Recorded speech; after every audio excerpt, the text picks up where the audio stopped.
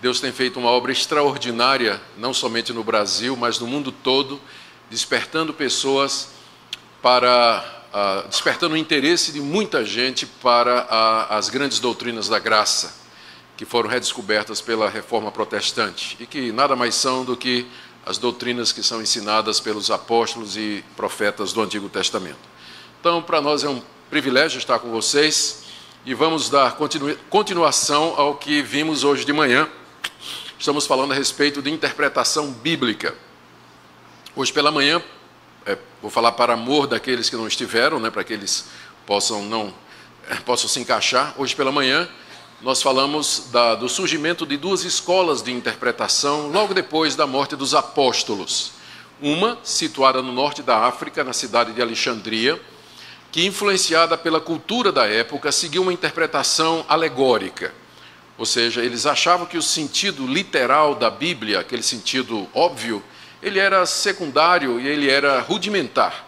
O sentido mais importante é o que estava por detrás das palavras. Era o sentido alegórico ou espiritual que deveria ser acessado mediante revelação ou espiritualidade ou ainda através da ideologia do platonismo.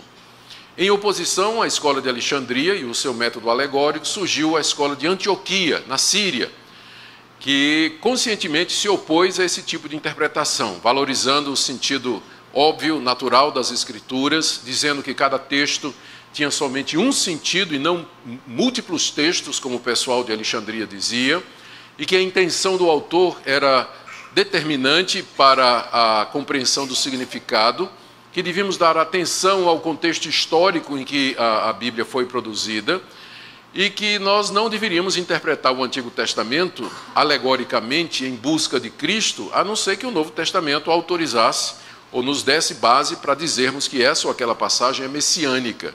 Se o Novo Testamento não diz, quem é que pode dizer que essa ou aquela parte do Antigo Testamento é messiânica ou não? Nós encerramos com a notícia triste de que, por conta da heresia de dois grandes defensores da interpretação de Antioquia, o método caiu em desgraça. E o método de alegoria, de interpretação figurativa, ele predominou na igreja pós-apostólica. E na Idade Média foi ele que realmente dominou os estudos, a teologia. Ele acabou servindo de pretexto para interpretar a Escritura a serviço do dogma da igreja, para sustentar aquelas doutrinas estranhas que surgiram durante o período da Idade Média e infestaram a igreja cristã, que àquela altura se torna igreja católica apostólica romana. Sempre lembrando que o nosso problema não é nem com o católico e nem com o apostólico, porque a igreja ela é católica, porque ela é universal, ela é apostólica, porque ela está fundada no fundamento dos apóstolos. O problema é o romano, não é? O problema é o romano. Então, mas aí a essa altura a igreja que era católica e apostólica, ela se tornou romana. O bispo de Roma, ele se declara o pai da cristandade, daí o termo papa, e a igreja se institucionaliza e começa a tomar rumos que nós conhecemos muito bem. Então, na palestra de hoje à noite, eu vou falar um pouquinho sobre como era a interpretação da Bíblia na Idade Média, antes da Reforma Protestante, e depois falar do papel dos reformadores na reinterpretação correta da Bíblia e trazer algumas aplicações para nós hoje. Eu queria então orar com vocês, pedindo que o nosso Deus nos guie. É bem verdade que é uma palestra, mas ainda assim uma palestra sobre as coisas de Deus, e nós precisamos que o Espírito Santo nos conduza. Pai querido, que privilégio para nós estarmos aqui nessa noite, sermos abençoados com a leitura da Tua Palavra, com esses cânticos que enlevam o nosso coração e nos fazem provar um pouquinho da eternidade, e também, Senhor, pelo privilégio que temos de olhar a história da igreja, o que os nossos pais fizeram, e aprender com eles sobre como interpretar a Tua Palavra. Nós pedimos que o Senhor nos conduza nessa noite, que em tudo o Senhor nos dê humildade e sabedoria, para que possamos aprender a ler a Bíblia da forma correta. É o que nós te pedimos em nome de Jesus. Amém. Muito bem, conforme aí o nosso slide de abertura está dizendo, nós vamos focar no período da Reforma Esse pós-reforma aqui você esquece, tá? Vai ser na próxima vez que eu estiver aqui. Mas hoje vai ser só período da reforma e nós vamos começar com o que é que acontecia na Idade Média, como é que a Bíblia era interpretada na Idade Média. E eu tenho aqui alguns pontos que caracterizam a hermenêutica daquele período. Em primeiro lugar, a interpretação da Bíblia feita na Idade Média, talvez é bom lembrar, era feita basicamente pelos monges e padres nos mosteiros. A princípio era somente lá que era feita. Então era lá que a Bíblia era copiada, nessa altura não tinha imprensa, então os rolos bíblicos eles eram copiados pelos monges lá nesses mosteiros, alguns deles isolados no deserto, outros nas montanhas. Então a tarefa dos monges e dos padres que se isolavam era cultivar meditação, contemplação, copiar a Bíblia e ter outras práticas espirituais. Alguns se dedicavam a fazer trabalho social para ajudar os pobres e assim por diante. Mas exatamente porque esse pessoal tinha tanto contato com a Bíblia, porque eles copiavam, né, faziam cópias e cópias da Bíblia, é que eles se familiarizaram com os textos bíblicos e eles se tornaram intérpretes. Eles eram peritos na Bíblia de tanto ler e copiar. E eles, então, desenvolveram ou continuaram aquele sistema de interpretação alegórico que teve início já no século II, conforme já vimos, na escola de Alexandria, dominada pelo pensamento de Filo de Alexandria, Orígenes, Clemente de Alexandria e outros nomes que nós mencionamos nessa manhã. E então esse tipo de interpretação que era feito nos mosteiros, ele tinha como objetivo dar apoio à liturgia da igreja. A essa altura, o cristianismo já era considerado como a religião oficial do Império Romano. Constantino já tinha decretado isso. Significa que a pessoa era cristã por decreto, não tinha conversão, né? Se era do Império Romano, ele era cristão. Ninguém estava preocupado com o novo nascimento, conversão, mudança de vida. O resultado é que uma massa de gente pagã, não convertida, entrou na igreja. E ia para os cultos, para as missas, para as pregações, participava da ceia, eram batizados e tudo mais, mas não era convertido. Trazia aquelas suas convicções, aquelas suas ideias pagãs para dentro da igreja. E o resultado é que essa massa de gente começou a influenciar o que é que se faz na igreja. Porque quando a igreja deixa de zelar por esse aspecto, que os seus membros sejam convertidos, regenerados, nascidos de novo, o resultado é que vai ficando com gente que não é convertida dentro da igreja, que aos poucos vai fazendo pressão para mudar uma série de coisas. Porque o homem natural, ele não se sujeita à lei de Deus, ele não se submete à vontade de Deus, ele não escuta o Espírito Santo. Então ele gosta de outro tipo de música, ele quer que o culto seja mais agradável, não pode falar de pecado, o negócio de inferno é politicamente incorreto, e por aí vai. Eu sei que as pressões, né, começam no início da Idade Média, e aí a igreja começa a mudar a liturgia dela. Esses pagãos que entravam na igreja sem conversão, eles não tinham o menor conhecimento bíblico. Aí então o clero, né, os líderes espirituais da época, eles disseram, bom, vamos fazer o seguinte, vamos colocar aqui as imagens dos grandes heróis da fé para inspirar o povo, né, para que, já que esse povo não entende nada, não adianta nem pregar porque eles não entendem nada, mas eles vendo as imagens, eles vão se inspirar no exemplo de Paulo, de Pedro, e tacar as imagens na igreja. No começo a ideia era didática, mas a gente sabe como é o coração não regenerado. Não demorou que tinha gente de joelho fazendo pedido à imagem de Santo Antônio, né? Ou de São Paulo, São Pedro, da Virgem Maria, e por aí vai. E começa, né? Mas aí vem a ideia por causa do platonismo, né? O platonismo, a ideia de que a pessoa solteira, ela vive num status espiritual mais elevado do que aquela que era casada, levou a doutrinas como a virgindade perpétua de Maria, a decretação do celibato obrigatório dos padres e tudo mais, e o pessoal ia buscar base na Bíblia para isso. Mas não tinha como achar, porque a Bíblia não defende isso. A Bíblia não diz que ficar solteiro é mais espiritual do que casar.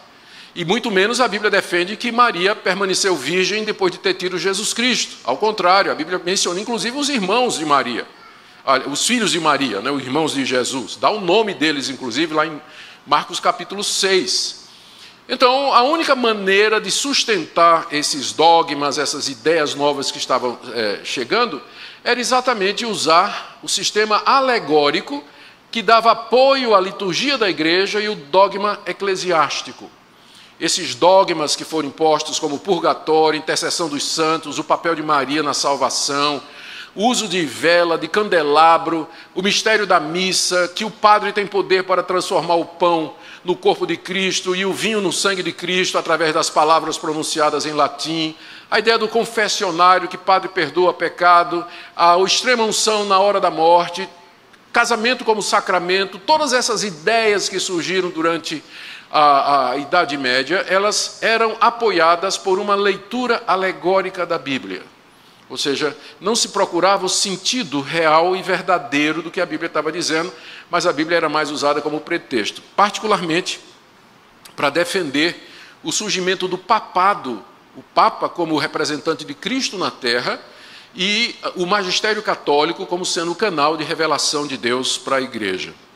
Então, para justificar todas essas coisas, era preciso alegorizar o texto do Antigo Testamento, de forma a permitir que as cerimônias do culto do Antigo Testamento pudessem ser aplicadas no contexto cristão. Práticas como o uso de velas, imagens, passaram a ser justificadas, como eu disse, a partir dessa interpretação. Eu vou dar alguns exemplos de interpretações desse tipo. Por exemplo, Gregório o Grande, considerado o primeiro Papa, ele era um grande pregador de fato, homem muito influente, bispo de Roma. Ele fez uma homilia, uma pregação, uma série de pregações no livro de Jó. E no início de Jó, capítulo 1, de 1 a 5, ele diz o seguinte: Jó teve 7 filhos e 3 filhas. Ele interpreta, 7 representa os apóstolos, já que 7 é composto de 4 e 3, que multiplicado dá 12. Os números 3 e 4 indicam que a Trindade, 3, é pregada nos 4 cantos da terra. As 3 filhas representam aqueles 3 santos que são mencionados em Ezequiel 14:14, Noé, Daniel e Jó, que por sua vez representam respectivamente o sacerdote, o celibatário e aquele que é fiel no casamento. Que bacana, não é? Só que a gente lê essas passagens, elas não estão dizendo isso. Mas Gregório, interpretando o livro de Jó alegoricamente, usou isso para justificar o sacerdócio, o celibato, a fidelidade conjugal, a doutrina da Trindade e tudo mais. Algumas coisas ele não precisava fazer alegoria, porque a Bíblia é clara. Mas era assim que se fazia a interpretação na Idade Média.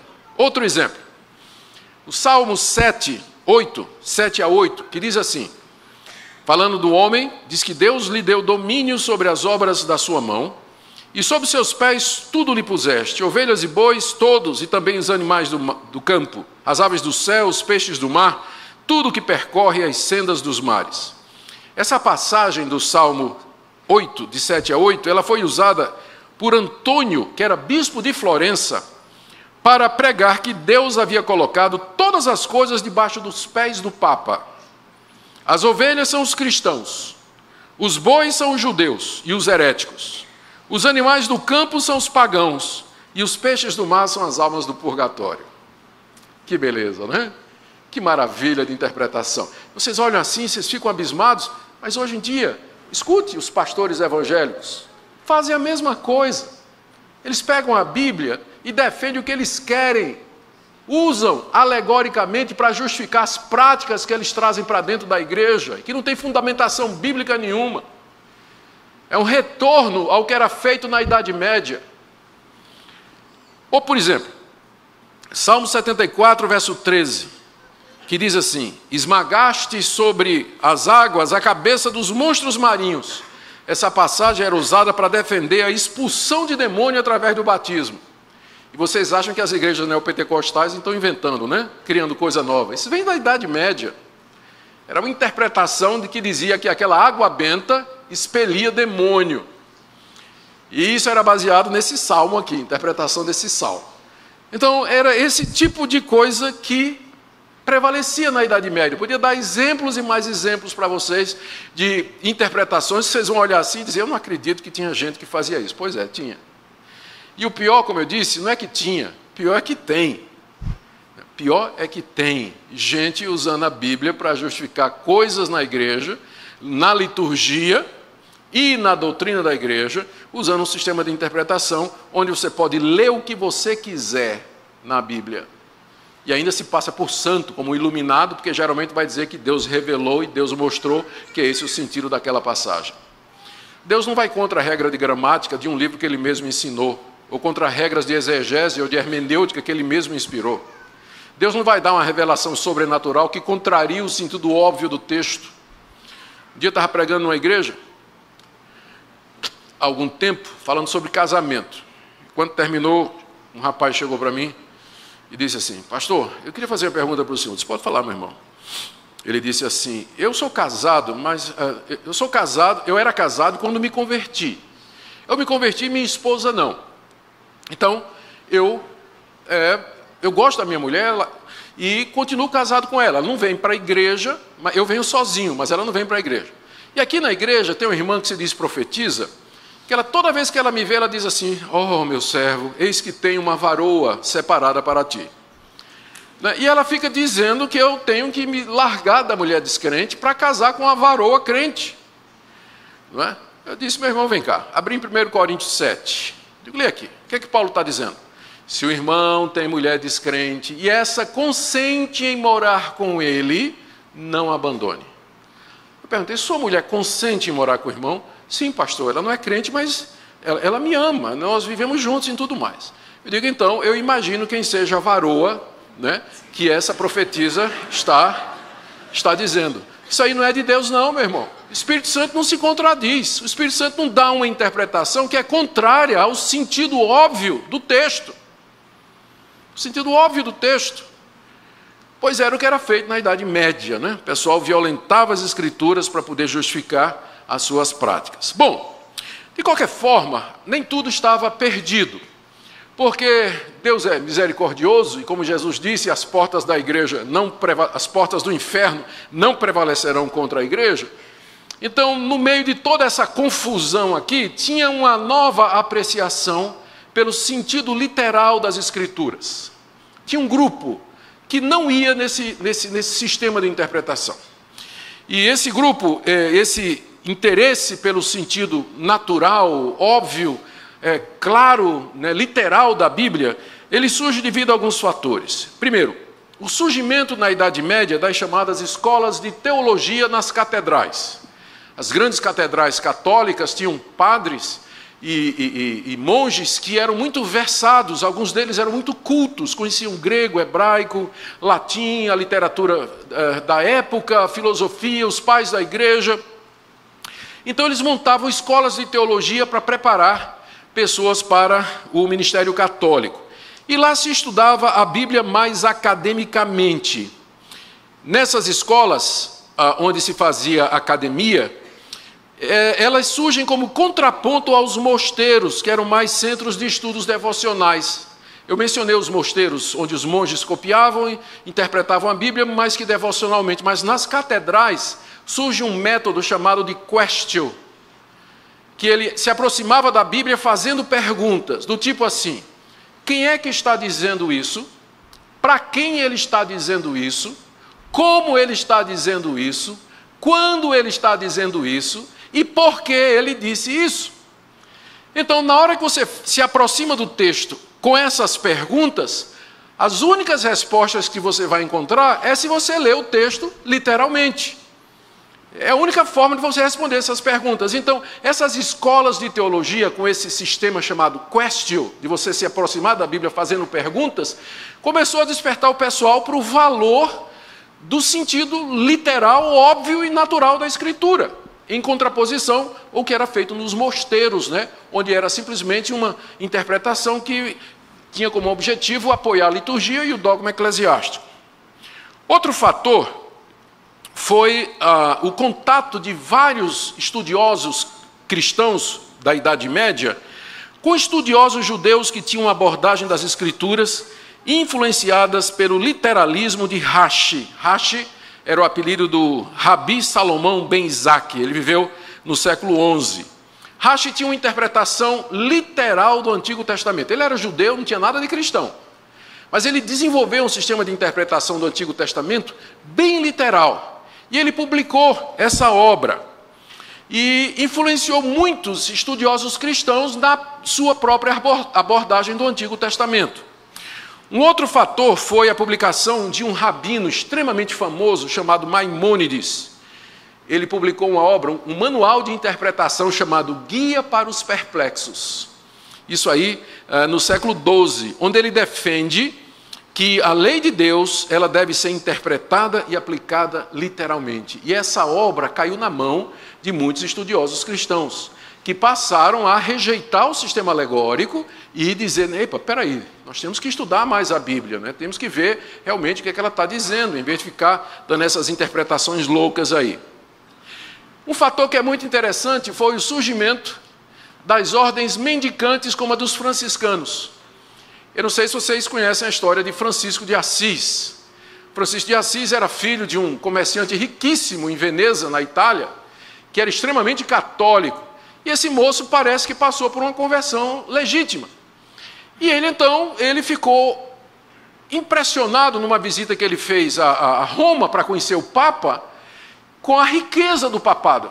O ouro, a prata, as vestes, toda aquela opulência do papado, todo aquele cerimonial, a catedral riquíssima, ouro por tudo quanto é lado.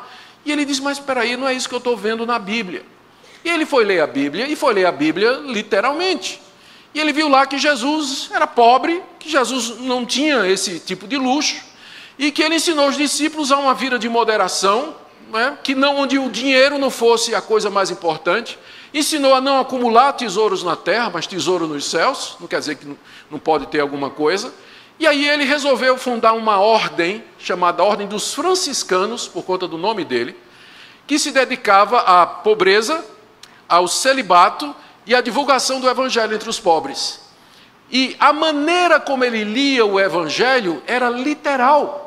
Por isso que a ordem desenvolveu esses pontos aí.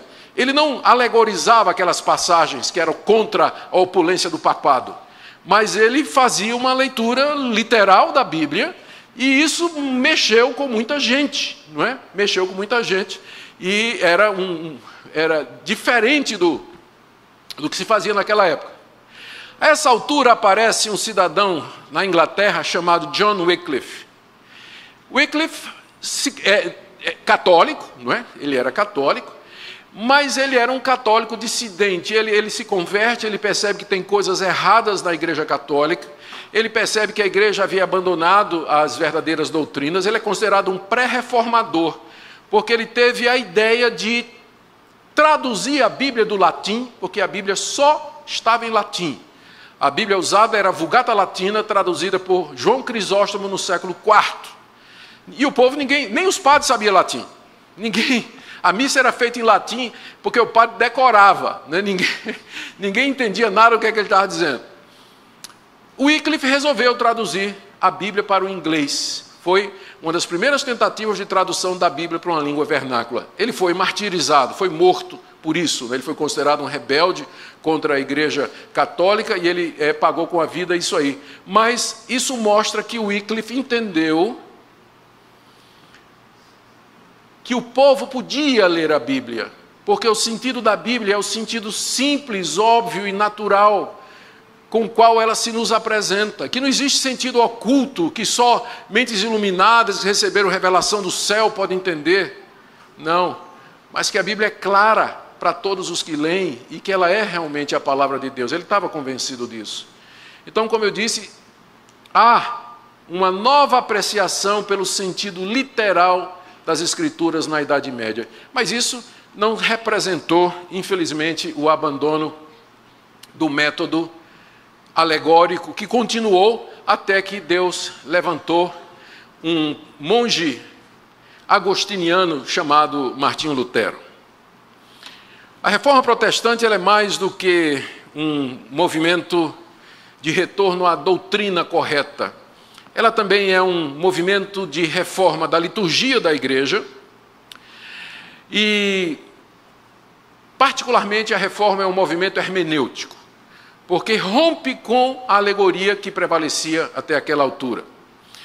Por isso que é bom lembrar que a reforma protestante foi, em muitos sentidos, um movimento hermenêutico e representa um momento crucial na história da interpretação das Escrituras.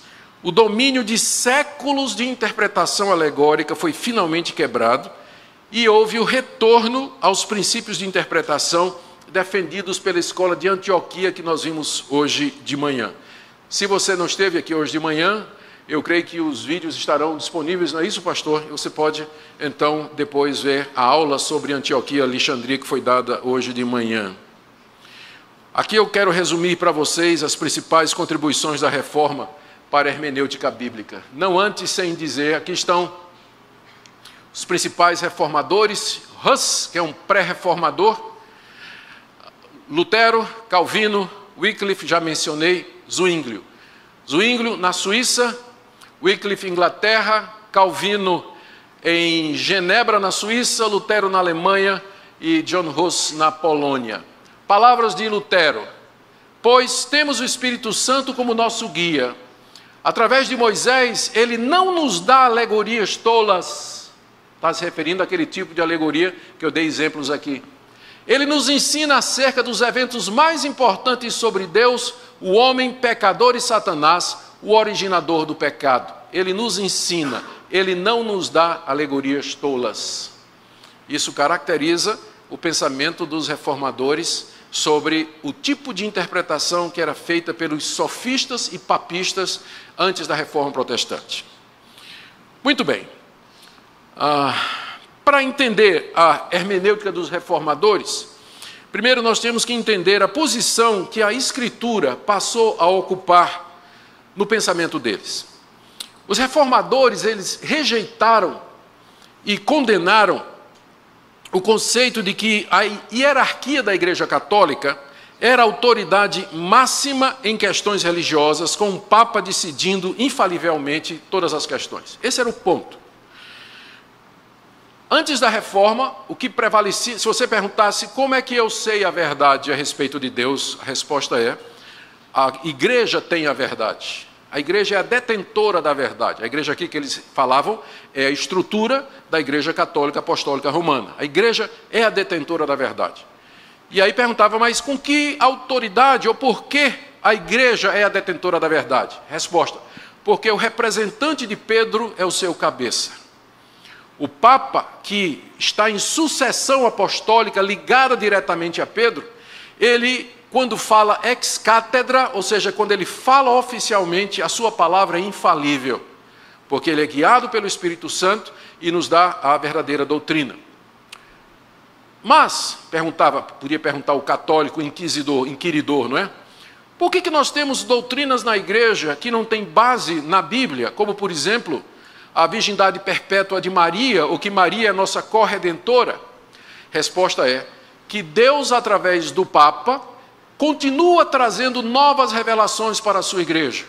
Já que o Papa é o substituto e o representante dos apóstolos, o continuador, da mesma forma que os apóstolos receberam aquelas verdades infalíveis que estão na Bíblia, o Papa também recebe de Deus estas verdades. Então, aquelas bulas papais, as declarações de ofício que o Papa fazia, eram consideradas como sendo palavra de Deus, e a revelação oral dada ao Papa tinha o mesmo peso da Escritura sagrada dentro da Igreja Católica.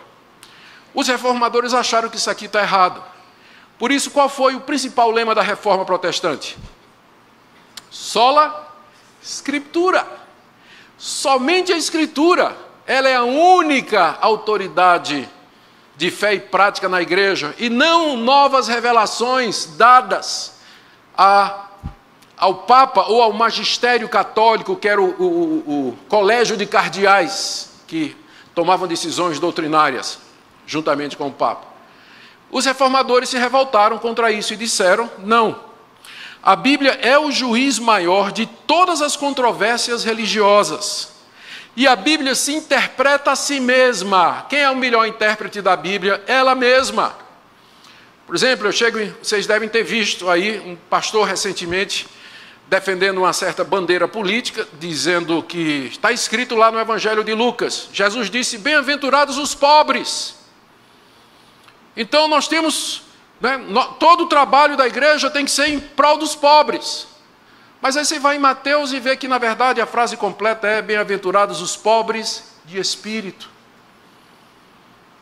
Os humildes, quer seja rico, quer seja pobre, porque você vai encontrar pobre arrogante, e você pode encontrar um rico que seja humilde. Então, a Bíblia é a sua melhor intérprete. Então, se um texto está obscuro numa parte, ele pode ser iluminado com o ensino de outros textos que são mais claros. A Bíblia se interpreta, e não um magistério católico dando interpretações autoritativas que não têm fundamentação nenhuma na própria Escritura. Então os reformadores rejeitaram a autoridade do Papa, do magistério católico, essa ideia de revelação contínua, não é?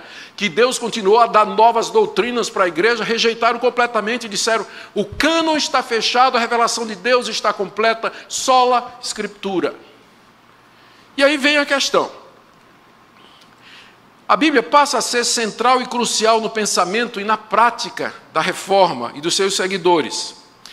E com esse resgate da posição central da Bíblia, na fé e na prática da igreja, a sua clareza, a sua veracidade, divindade e autoridade ganharam um destaque ainda maior, já que agora os cristãos tinham que apelar para ela para resolver os debates. Na época do papado, se havia uma disputa teológica, quem é que resolvia o que era certo e o que é errado? O que é que a Bíblia quer dizer? Resposta, o Papa. Mas agora não tem mais Papa. Então, como é que eu sei o que é que a Bíblia está dizendo? A resposta, então, é que os reformadores tiveram que desenvolver um sistema de interpretação que facilitasse o acesso à Escritura, não somente dos líderes e dos pastores, mas de todo o povo, já que agora a Bíblia passou a ser dada a todo o povo. Lutero traduziu a Bíblia para o alemão. Foi uma das primeiras coisas que ele fez quando a Reforma Protestante começou. Antes era uma hierarquia infalível, encabeçada por um Papa infalível que decidia as questões religiosas. Mas a Reforma Protestante agora sabia que a decisão dessas questões somente podia ser alcançada através do Espírito Santo, falando através da palavra de Deus. Então, a tendência passou a ser isso que eu falei, que a própria Bíblia se interpreta, ela se harmoniza, ela se explica, e que nós então devemos tratá-la como sendo clara nesse ponto. Na época medieval, passagens difíceis eram interpretadas e resolvidas com a tradição e os dogmas da igreja. Mas os reformadores tinham que achar outra solução, já que eles rejeitaram a autoridade da igreja, não é? Da igreja católica, e o caminho foi interpretar Escritura com Escritura, visando harmonizar as aparentes contradições. Eu posso dar um exemplo aqui. A gente lê os evangelhos sobre a cura daquele cego em Jericó, e a gente percebe que os três evangelhos contam a mesma história, mas que tem detalhes diferentes. Um evangelho diz que Jesus curou o cego na entrada de Jericó. Outro evangelho diz que ele curou 2 cegos na entrada de Jericó. E o outro evangelho diz que ele curou um cego na saída de Jericó.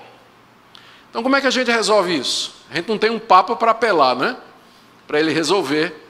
Então, o que os reformadores ensinaram é que a Escritura se interpreta com a Escritura. Então, nesse caso, como nós entendemos que a Bíblia não tem erros, não tem erros, se a gente não acreditasse na inerrância da Bíblia, a gente dizia assim, um dos evangelistas está errado, ou 2 deles estão errados, ou então todos 3. Mas nós não vamos afirmar isso, porque nós cremos que a Bíblia ela não pode errar. Então, a nossa resposta para situações assim é sempre harmonizar os relatos.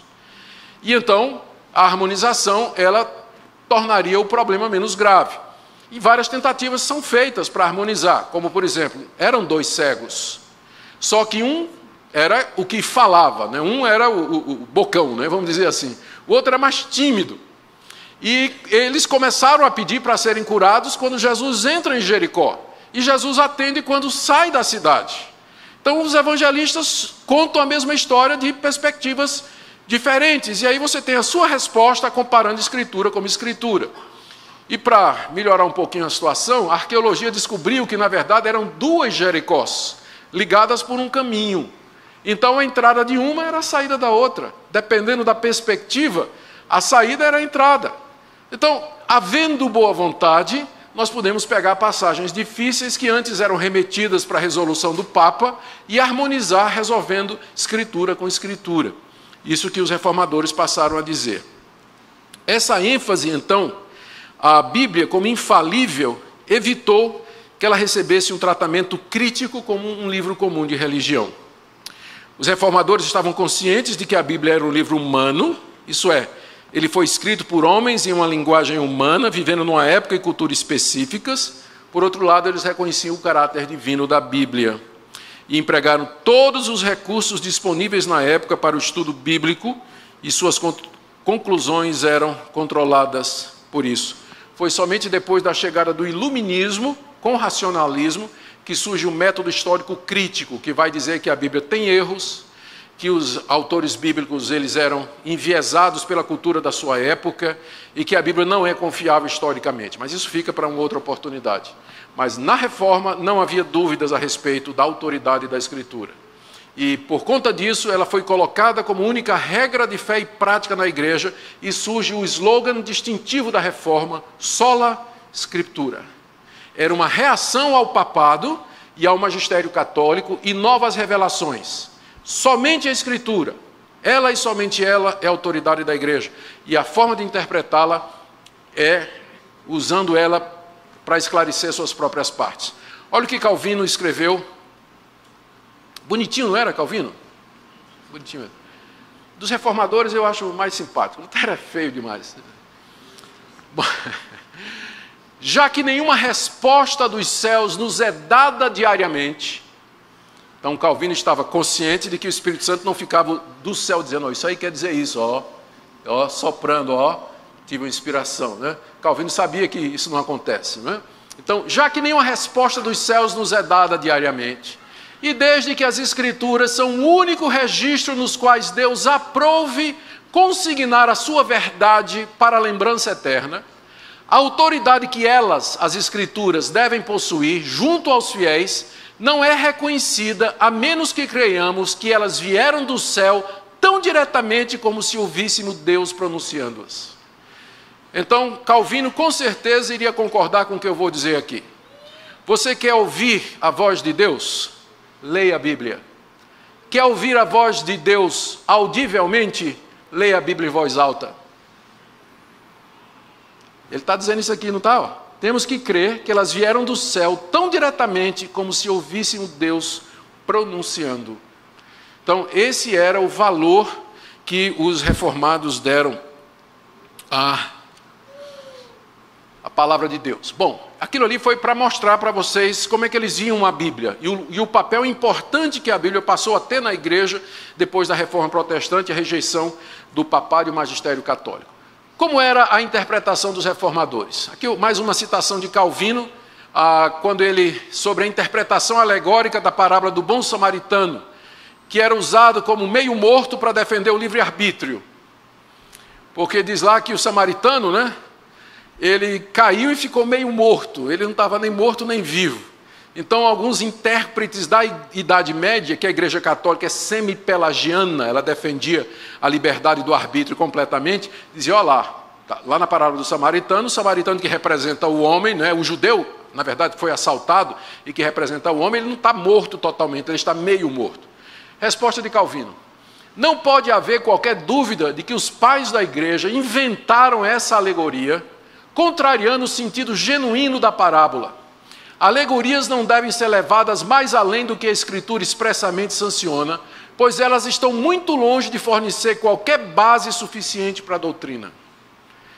Aqui ele arrebenta com a ideia da alegoria, que prevalecia na Idade Média. Você achar sentidos, tirar ideias, formar conclusões que não são autorizadas pelo texto. A parábola do bom samaritano visa apenas ensinar uma coisa, quem é o meu próximo. Você não pode pegar os detalhes da parábola do bom samaritano e fazer doutrina em cima disso, como é muito comum fazer hoje.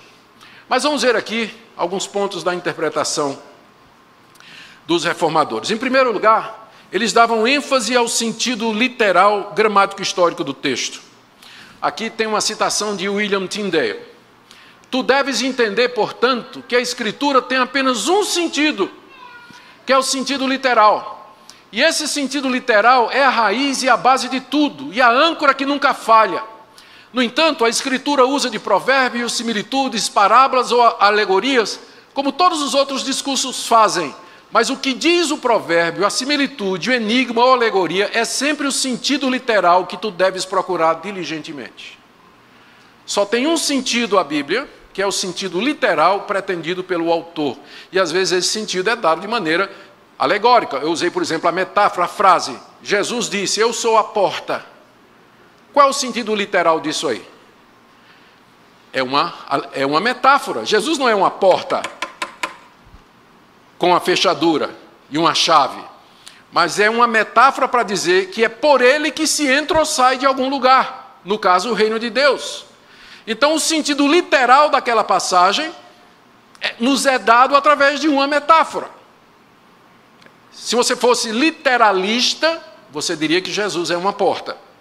Mas o sentido literal, ele reconhece essas figuras de linguagem que são usadas pelos autores da Bíblia, como William Tyndale quer dizer aqui. Então, a ênfase é no sentido literal. Aqui, talvez falte eu dizer que na Idade Média, desenvolveu-se, por influência de Gregório o Grande, aquele que interpretou Jó daquele jeito, a chamada quadriga. A quadriga era um sistema de interpretação que dizia que cada texto da Bíblia tem 4 níveis de sentido. Deixa eu ver se eu me recordo. Era o sentido literal, que eles consideravam, desprezavam. Depois tinha um sentido anagógico, que tinha a ver com a moral.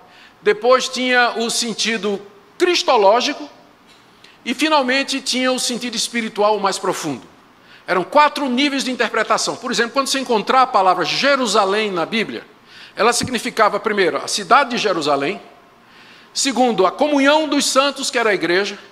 Terceiro, um conjunto de verdades pelas quais você devia andar. E quarto, representava a pessoa de Jesus Cristo. Agora imagina você fazer isso com tudo que você encontra na Bíblia. 4 níveis de sentido para toda a Escritura. Que confusão, não é verdade?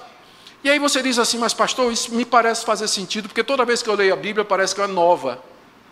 A mesma passagem que eu já li tantas vezes, parece que ela é nova. Então, não é que tem muitos sentidos? Não. O sentido sempre é o mesmo. O que você está se referindo é a aplicação, o significado. Por exemplo, Salmo 23. Senhor é meu pastor, nada me faltará. Deitar-me faz em verdes pastos, guia-me mansamente às águas tranquilas. Só tem um sentido ali, que é aquele que Davi pretendeu quando ele escreveu o Salmo. E que sentido é esse? É claro, Davi quis dizer que Deus cuida de mim como o pastor cuida de suas ovelhas. Esse é o sentido, não tem outro sentido. Entretanto, o significado ou a aplicação disso vai variar dependendo da situação em que eu estou quando eu ler o Salmo. Se eu estiver doente, vai ter um sentido, um significado para mim. Se eu estiver passando por uma opressão financeira, ele vai me falar de uma outra maneira. Se eu estou vivendo um momento de crise existencial, esse salmo vai me falar de uma outra maneira. Mas o sentido é o mesmo, apenas a aplicação varia de acordo com a situação do leitor. O texto só tem um significado. Aquilo que você sente que toda vez que ele lê, fala de maneira diferente, não é que o sentido é múltiplo, mas a sua situação varia e muda. E ele continua sendo aplicável e valendo para você. Não muda o sentido, mas a aplicação, que é exatamente o que os reformadores disseram, só tem um sentido. E nós não podemos inventar outros sentidos, embora o texto tenha múltiplas aplicações. Vamos lá agora para o próximo, que é a rejeição da alegoria. Deixa eu beber aqui literalmente um pouquinho de água, porque eu estou literalmente com sede e cansado, e literalmente sem força. Consegui.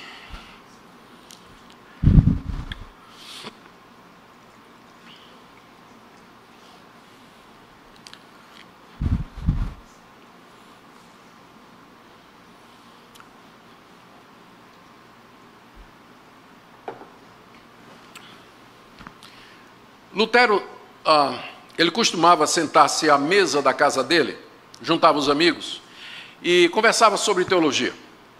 batia papo sobre teologia com seus amigos, conversas informais e tudo. E tinha lá um cidadão que anotava as conversas de Lutero. E o resultado foi que Lutero publicou mais tarde o livro chamado Conversas à Mesa, que talvez de tudo que Lutero publicou é o mais interessante. Lutero publicou muitas obras importantes, mas essa daqui reflete o que ele pensava à mesa com os amigos, não é? E às vezes a coisa ficava mais difícil porque ele fazia isso tomando um tonel de cerveja com os amigos dele, não é? Então, você tem que dar o desconto aí. Olha o que é que, olha o que ele falava aqui, ó. Alegoria de um sofista. Alegoria, o sofista aqui é o intérprete católico da Idade Média. A alegoria de um sofista é sempre retorcida. Ela rasteja e se curva como uma cobra, que nunca se endireita. Quer caminhe, quer se arraste, quer fique parada. Somente quando morre é que uma cobra fica direita. Quando eu era monge, era muito versado em significados espirituais e alegorias. Antes de se converter, ele era monge agostiniano, inclusive ele era professor de teologia na Universidade de Wittenberg. Quando eu era monge, era muito versado em significados espirituais e alegoria. Mais tarde, porém, quando cheguei ao conhecimento de Cristo através da carta aos Romanos, que foi lendo Romanos 1 que ele se converteu, eu vi que todas as alegorias são vãs, exceto aquelas que Cristo usou. Jerônimo, Orígenes, Deus os perdoe, são os responsáveis pela alegoria ser tão estimada na igreja. Tudo que Orígenes escreveu não vale uma única palavra de Cristo. Quanto a mim, já abandonei essas bobagens, e minha melhor arte é pregar a Escritura em seu sentido único. Isso aqui resume. A linguagem de Lutero é meio pesada, né? Vocês notaram isso. Lutero era meio desbocado, era um alemão meio desbocado. E é interessante que Calvino já era refinado, era um gentleman, era um cavalheiro. Mas só que para começar a reforma tinha que ser um trator, né? Tinha que ser um cara que ia na frente arrebentando tudo. E era exatamente Lutero. Calvino é um reformador de segunda geração. Eles nunca nem se conheceram, né? Calvino e Lutero nunca se encontraram pessoalmente. Calvino é de segunda geração. E ele então foi quem organizou o pensamento da reforma. Ele era mais sofisticado intelectualmente, não é? E ele então organizou o pensamento da reforma. Mas Lutero teve esse papel extraordinário. E isso aqui que Lutero está dizendo era exatamente o que Calvino, Zwinglio, todos os reformadores pensavam a respeito da alegoria. Além disso aqui, Lutero costumava se referir às alegorias dos escolásticos ou sofistas em termos como fábulas nojentas. Fábulas nojentas. Então, tá. Primeiro ponto que nós vimos foi ênfase no sentido literal. Estou falando da interpretação bíblica no período da Reforma. A ênfase no sentido literal só tem um sentido, né? Nós vimos. Depois agora, rejeição da alegoria, não cabe interpretação alegórica. E agora terceiro, necessidade de iluminação. Deixa eu aqui ler o que é que Zwinglio falou. Antes de... É que é muito pequenininha a letra, né? Eu acho que só até a terceira linha dá para ler. Vamos lá.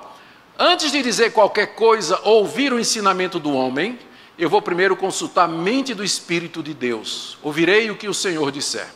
Então, você deve pedir reverentemente a Deus, por sua graça, que Ele lhe dê sua mente e espírito, de modo que você não vá lançar mão da sua própria opinião, mas dele. Deve ter uma firme confiança de que Ele vai te ensinar o entendimento correto, pois toda a sabedoria vem de Deus, o Senhor. E depois, você deve ir para a palavra escrita do Evangelho. Primeiro ele disse, você ora, você pede a Deus iluminação, você pede a Deus sabedoria, e aí você vai para a Escritura. Pede que Deus lhe ensine pela Escritura, porque esse é o caminho. Você deve ser theodidacti, ou seja, ensinado por Deus e não pelos homens. É o que a própria verdade disse e que não pode mentir. Essa ênfase de Zwinglio na necessidade de você buscar a iluminação do Espírito Santo, ela era característica de todos os demais reformadores.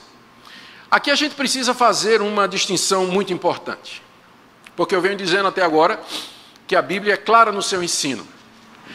Se eu perguntar a um ateu, você pode interpretar João 3,16?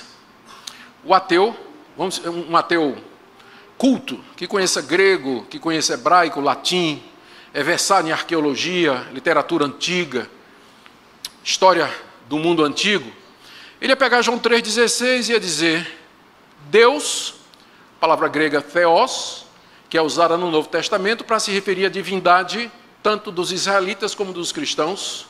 Amou, o verbo agapau, tem diversos verbos no grego que podem ser traduzidos como amar, mas agapau é um verbo que é usado na literatura clássica para se referir ao amor sacrificial.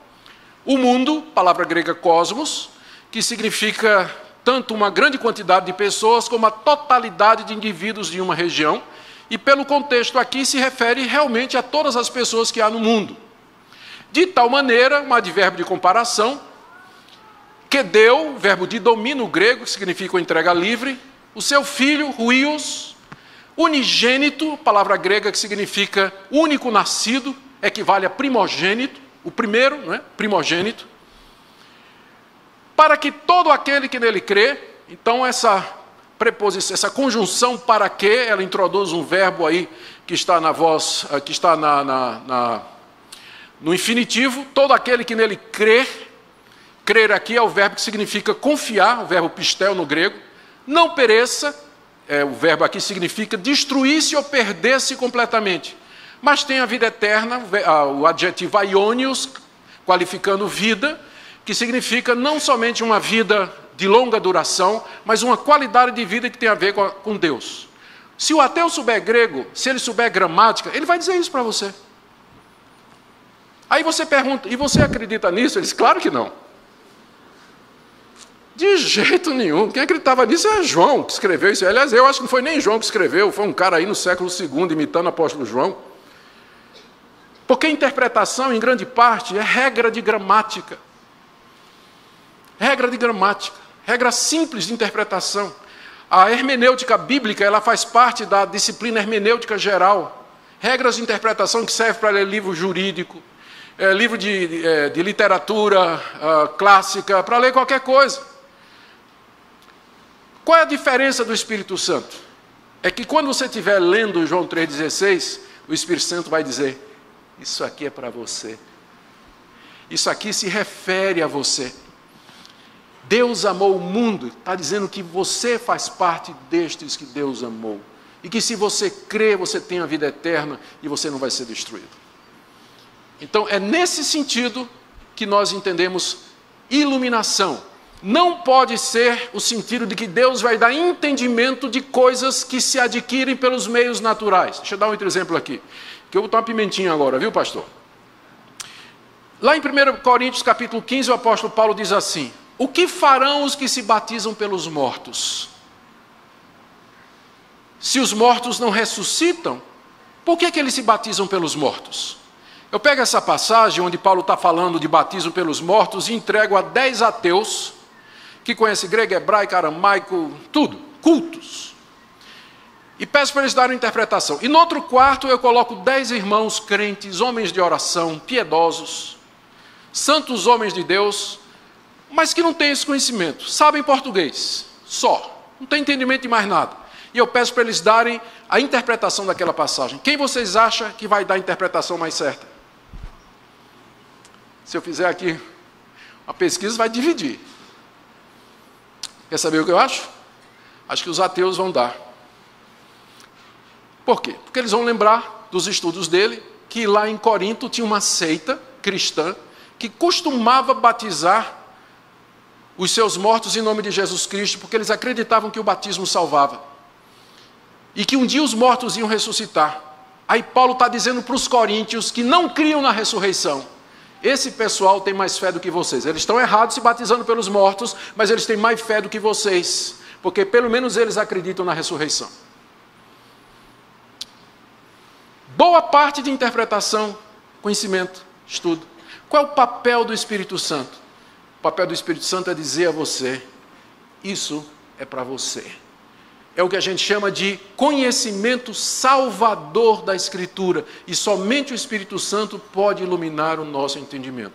Então, você quer entender a Bíblia? Estude a Bíblia. Leia a palavra de Deus. Joga fora aquela caixinha de promessa. Sabe aquela caixinha de promessa que você tem em casa? Todo dia de manhã você abre, puxa um versículo e lê. Joga fora aquilo. Aprenda a ler a Bíblia como um todo. Porque senão você vai fazer como um grupo de senhoras que eu fui pregar uma vez no congresso. O título do congresso era um ao outro ajudou e ao seu companheiro disse esforça-te. Era o lema. Eu disse, estranho, eu já li isso no profeta Isaías. E fui lá no profeta Isaías, era um idólatra dizendo para o outro, vamos cortar madeira, vamos fazer um ídolo. Um ao outro ajudou e ao seu companheiro disse, esforça-te, corta madeira, faz o ídolo. Não é? Ou então, aquela passagem que é muito usada, né? A letra mata e o espírito vivifica. Você vai ler no contexto, letra é o Antigo Testamento, o espírito é o Novo. Não está fazendo um contraste entre doutrina e espiritualidade. O pessoal usa essa passagem para dizer assim, se você estudar muito, você vai esfriar. Se você estudar muita doutrina, teologia, a letra mata, né? O irmãozinho começa a se interessar mais, ler mais a Bíblia, começa a comprar comentário, livro de teologia. O cara, bicho, tu vai esfriar aí, tem que ser do espírito, né? E aí aquele outro que o pessoal usa para plantar bananeira no culto, dar salto mortal para trás, subir em pau de sebo no culto. Onde há o Espírito do Senhor, aí há liberdade. Não é muito usado para justificar isso? Ou seja, se o Espírito do Senhor está presente no culto, você tem liberdade para ficar de quatro imitar leão, você sair correndo pela igreja, né, cair no chão, imitar pássaro, galinha, pato, ganso, como eu vi isso acontecer na igreja de Toronto, né, uma vez que eu estive lá. Mas quando você lê no contexto, a liberdade que Paulo se refere é a liberdade hermenêutica, é você tirar o véu para você ver Cristo no Antigo Testamento. Não tem nada a ver com culto. Não tem nada a ver com culto. Então tem que ler no contexto. E essa era a preocupação de Zwinglio. Ao pedir que o Espírito Santo ilumine, nós não estamos dizendo que o Espírito Santo vai ajudar preguiçoso. Se você não ler, se você não estudar, e se você não procurar compreender a Escritura no seu contexto, como ela foi dada, você não vai chegar a um conhecimento pleno, maduro, sólido e saudável da Escritura. Simplesmente dizendo assim, Senhor, aponta aqui o versículo do dia. Eu não vejo nenhuma base na Escritura para isso. O Espírito Santo, a iluminação do Espírito Santo é necessária para nos conduzir no uso dos meios ordinários ao conhecimento salvador da palavra de Deus. Por isso que é importante. O lema de Calvino era orare et labutare. Orar e labutar. Orar pedindo a iluminação do Espírito Santo e estudar feito doido para compreender realmente o que a Escritura quer dizer. Próximo ponto aqui, já disse, necessidade de estudar. Mais uma vez, Zwinglio. A tentativa de interpretar as Escrituras e, portanto, a tentativa de fazer teologia com base em traduções é, para usar uma metáfora, como beijar sua esposa através de um lençol. Você pode sentir o seu toque, mas, em última análise, é insatisfatório e improdutivo. Aqui eu preciso explicar, para não deixar ninguém aqui culpado, né? O Zwinglio, ele era versado nas línguas originais, como todos os reformadores eram, grego, hebraico e aramaico, latim, inclusive. Então, ele dizia que você estudar a Bíblia em português é você beijar a sua esposa através de um lençol, porque você está baseando numa tradução. Então, ele dizia isso para encorajar as pessoas a estudar as línguas originais. Então, eu acho que ele aqui pegou um pouco pesado, né? Porque eu creio que nós temos boas traduções hoje. No Brasil, graças a Deus, nós temos talvez tradução até demais, que deixa o crente confuso, né? Deixa o crente confuso. Talvez devia dar uma palavrinha sobre isso. Embora haja muitas traduções na Bíblia, da Bíblia em português hoje, mas na verdade há apenas dois tipos de tradução. A primeira que é baseada no sistema de equivalência formal e a outra que é baseada no sistema de equivalência dinâmica. É fácil explicar. Na equivalência formal, o tradutor lê o original e procura a palavra que formalmente corresponde a ela. Então, no original, ele leu Paulo dizendo, vocês, aí ele traduz vocês, devem, ele traduz devem, se amar entranhavelmente, com as entranhas, com as tripas. E ele traduz entranhavelmente. Igualzinho. Já uma equivalência dinâmica, ela veria qual seria a palavra que melhor representa o sentido. E traduziria assim, vocês devem se amar de todo o coração. Não faz mais sentido? E nem por isso é menos fiel. Porque no Antigo Oriente, as pessoas entendiam que as emoções estavam nas tripas. Até faz sentido, porque quando a gente fica nervoso, qual é a primeira parte que se afeta? Não é? Então faz sentido. Era normal, não é? O rapaz chegar para a moça e dizer, eu te amo com todas as minhas tripas. Era normalíssimo. Mas no mundo ocidental como o nosso, a sede das emoções é o coração, não é isso? Então uma tradução boa seria uma tradução cuja equivalência fosse dinâmica, procurasse uma expressão em português que corresponde ao significado, em vez de você traduzir literalmente. Por isso que você tem as traduções. Por exemplo, a revista corrigida, atualizada corrigida, ela traz amai-vos entranhavelmente, mas já a Almeida atualizada já traz amai-vos de coração. Um outro exemplo, lá no Salmo, Davi diz assim, literalmente no hebraico, Deus fortalece o meu chifre. E os caras traduziram igualzinho. Deus fortalece o meu chifre. Mas o chifre era o símbolo do boi selvagem, que era o símbolo de força e de autoridade. A melhor tradução seria, Deus fortalece a minha força. Não é isso? Então você tem, na verdade, duas linhas de traduções. Equivalência formal, que é uma tradução mais literal. Aí você tem revista corrigida, você tem a Almeida Fiel, você tem a King James. E você tem a equivalência dinâmica. As mais moderadas são Almeida atualizada, a NVI. E você tem as mais exageradas, que aí já é uma paráfrase, como a nova linguagem de hoje, a mensagem, que já nem é uma tradução, já é uma paráfrase, não é? Ele vai muito longe do original, na tentativa de tornar a linguagem mais clara. Eu não recomendo traduções feitas por um homem só. Não recomendo traduções feitas por um homem só. Mas por comitês que incluam gente de todas as denominações, porque em algumas passagens você vai querer puxar a brasa para a sua sardinha, né? Por exemplo, nos Evangelhos Jesus Cristo disse, nos Evangelhos está lá dizendo que João batizava, tem uma preposição grega, en hidati, em água. Só que ela pode ser traduzida com água ou em água. Se você for batista, você vai dizer em água. Se você for presbiteriano, você vai dizer com água. Então é melhor, se você entregar essa tradução para ser feita por um batista, você já sabe o que é que ele vai fazer. Mas aí se você entrega a um comitê onde tem presbiteriano e batista, você vai ter uma notinha de rodapé dizendo, é possível que seja dessa forma ou dessa aqui. Então, escolha traduções baseado nisso, feitas por comitês, não por uma pessoa só, e que siga, e você sabe disso lendo logo as primeiras páginas, eles vão dizer se é equivalência dinâmica ou formal. Que siga a equivalência dinâmica, mas moderadamente. E vocês então estarão seguros, né? E aí vocês não precisarão beijar a esposa usando o lençol, porque as traduções, elas são boas, graças a Deus nós temos boas traduções. Eu sempre tenho várias traduções comigo quando eu vou pregar. E consulto. E quando eu vejo que elas divergem em alguma coisa, aí é que eu vou para o grego para ver. Eu vou dar mais um exemplo, eu sei que eu estou adiantando meu tempo aqui, mas já começou, então vamos embora. Lá em 1 Tessalonicenses 4, Paulo diz assim, que cada um de vós saiba usar o seu corpo em santificação e honra. É usar, não é?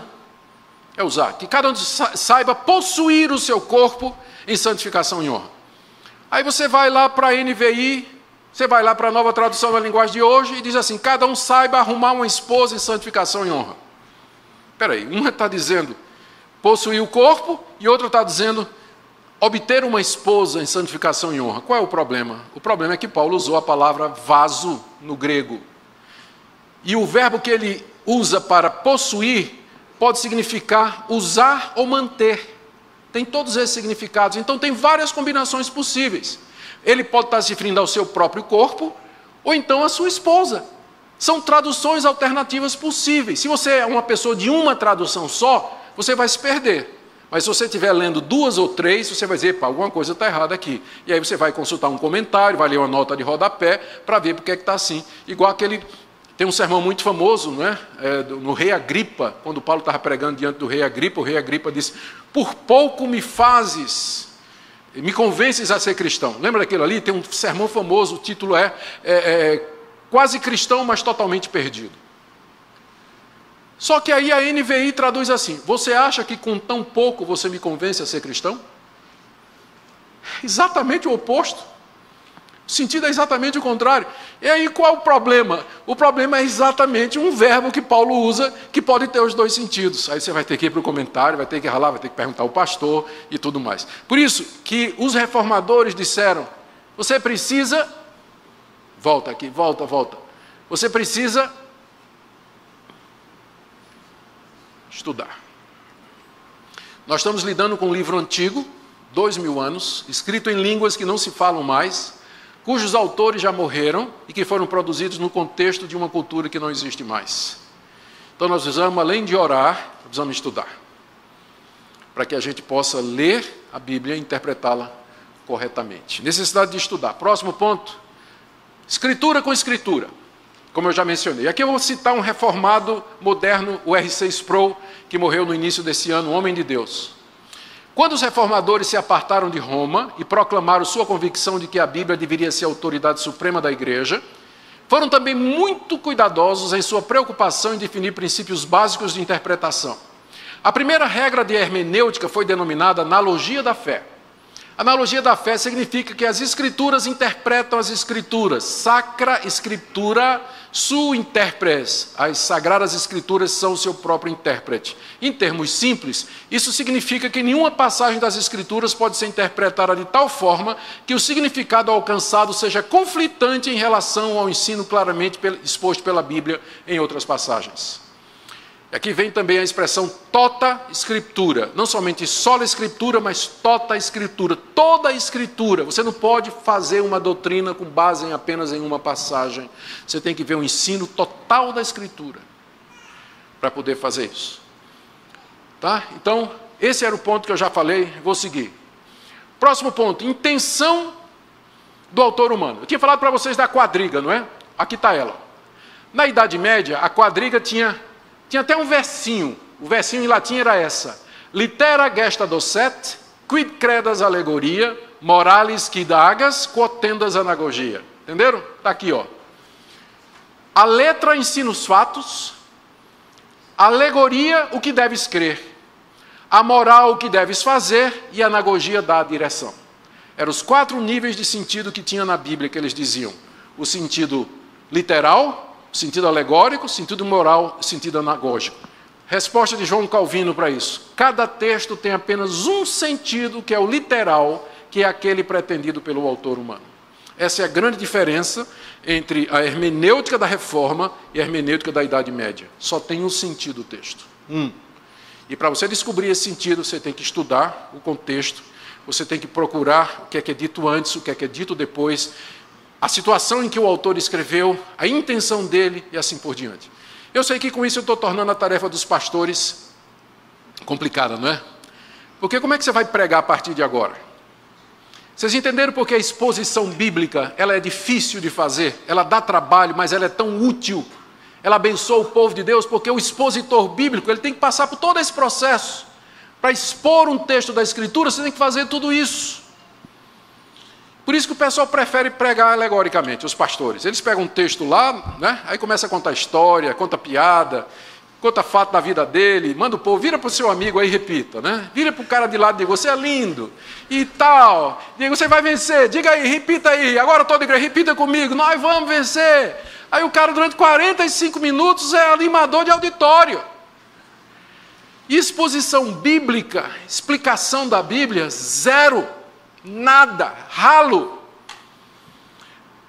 É uma tarefa grande e grandiosa e difícil, que é essa vocação do pastor e mestre, que é chamado para guiar, alimentar o rebanho, e ele tem que ser fiel à Escritura Sagrada, ele tem que ensinar a Bíblia, ele não pode ensinar suas ideias. Para que ele ensine a Bíblia, ele tem que entender a Bíblia, tem que interpretar a Bíblia corretamente, senão ele vai trazer essas bobagens que a gente vê aí, pessoal trazendo. Deixa eu continuar aqui para o fim. Lutero. Os reformadores não achavam que eles eram os detentores da verdade. Eles usavam outras obras de pessoas antes dele. Olha o que Lutero dizia: devemos ler os pais da igreja cautelosamente. Os pais da igreja viveram 1.300, 400 anos antes de Lutero. Devemos ler os pais da igreja cautelosamente, pesá-los na balança dourada, pois frequentemente tropeçam e se desviam, misturam com seus livros muitas coisas dos monges. Agostinho teve mais trabalho para se livrar dos escritos dos pais do que em combater os heréticos. Quanto mais leio os escritos dos pais da igreja, mais me ofendo, pois apesar da sua reputação e autoridade, diminuíram o valor dos livros e escritos dos santos apóstolos de Cristo. Lutero era brabo com alguns pais da igreja, especialmente Crisóstomo e Orígenes, embora ele gostava de Agostinho. Ele dizia que a gente tem que ler outras obras, mas a gente precisa ler com cuidado. Mesmo que sejam os pais da igreja, precisa ler com muita cautela, porque só tem um livro que é inspirado por Deus infalível, que é a Escritura Sagrada, e não tem nenhum outro. Mais um ponto, conclusão. Foram estes princípios que serviram de base para o surgimento da interpretação gramático-histórica que veio a prevalecer na igreja após a Reforma. A Reforma Protestante trouxe de volta essa leitura simples do sentido natural e óbvio da Escritura e trouxe a Bíblia na mão do povo, colocou a Bíblia na mão do povo e mandou o povo ler. É claro que a gente pagou um preço pela democracia, né? Pela democratização do ensino bíblico. Porque quando a Igreja Católica detinha a Escritura em latim e o povo era ignorante, a interpretação que o Papa dava era a interpretação certa.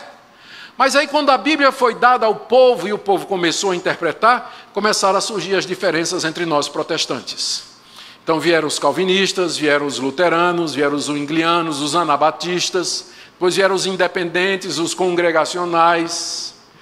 Todos eles surgiram da Reforma e divergiam na interpretação de alguma passagem. Mas o que é importante é que essas divergências, elas são em questões secundárias.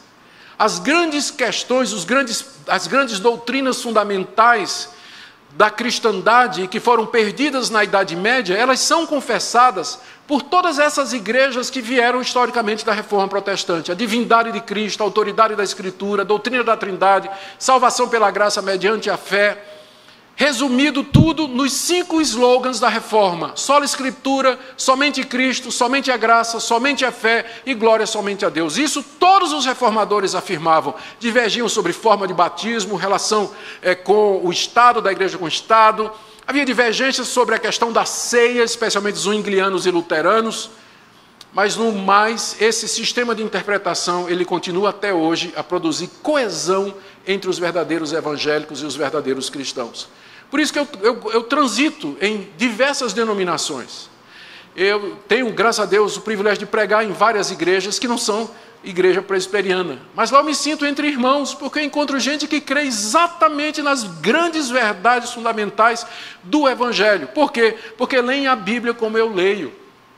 Leem, entendem as Escrituras como eu entendo. E a gente diverge lá no enridati, né? Se é com água ou em água. E nós vamos brigar até o céu, né? Para saber lá como é que foi. Bom, esse e outros princípios de interpretação praticados pelos reformadores viriam a ser desenvolvidos e adotados pelo protestantismo ortodoxo e se tornaram conhecidos como método gramático histórico de interpretação. E depois isso vai sofrer um revés quando surge o racionalismo, não é? E surge um método crítico de interpretação, mas isso fica para uma outra ocasião. O que é que nós aprendemos quando a gente lê tudo isso? Primeiro, que Deus preserva a sua verdade na igreja através da história. Que privilégio, não é? A história da igreja é tumultuada, vocês viram aí. Aparece gente dizendo uma coisa, gente dizendo outra, mas que privilégio para nós podermos abrir a Bíblia hoje e ler a verdade a respeito do Evangelho, tal qual o apóstolo Paulo, o apóstolo João e o apóstolo Pedro escreveram, e que foram entendidas e lidas da mesma forma pelos cristãos dos seus dias. Deus nos tem dado esse privilégio, fazemos parte de um povo antigo, unidos em torno dessa verdade que está revelada nas Escrituras Sagradas. Segunda coisa que a gente vê é a importância do equilíbrio hermenêutico alcançado pelos reformadores. Eles estavam interessados em saber o que é que a Bíblia significou no passado, é o que a gente chama de exegese, para saber o que é que ela significa no presente, que é o que a gente chama de aplicação. O que é que esse texto significou quando o primeiro foi escrito? Isso é o trabalho do intérprete responder. Mas agora a pergunta é, mas o que é que esse texto representa para nós hoje? Aí é a tarefa do pastor responder, porque ele vai aplicar isso aqui ao seu rebanho e vai dizer o significado da Bíblia naquela situação. Essa relação entre busca do sentido literal de Antioquia, que foram alvo da nossa primeira palestra.